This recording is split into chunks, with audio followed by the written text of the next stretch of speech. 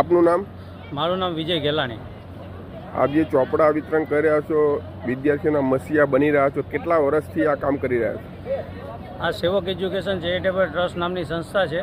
છેલ્લા 11 વર્ષથી બાળકોને ફ્રીમાં પુસ્તકની કીટ આપે છે. અત્યારે આ 12મું ધોરણ છે, આ 12મું વર્ષ છે. 12મા વર્ષમાં આ વર્ષે 75,000 વિદ્યાર્થીઓને ફ્રીમાં પુસ્તકની કીટ આપી રહ્યા છે. આમાં સમગ્ર સુરત શહેરના વિદ્યાર્થીઓ ભાગ લઈ રહ્યા છે. આ સમગ્ર સુરત છે, આજુબાજુના ગામડાઓ છે, છતાં બીજા બી સિટી છે, અમદાવાદ છે, બરોડા છે, રાજકોટ છે, બારડોલી, નવસારી, બધી જ જગ્યાએ સેવક સંસ્થા ફ્રીમાં પુસ્તક વિતરણ કરે છે. આ સિવાયની કઈ કઈ સેવાઓ આપ કરી રહ્યા છો?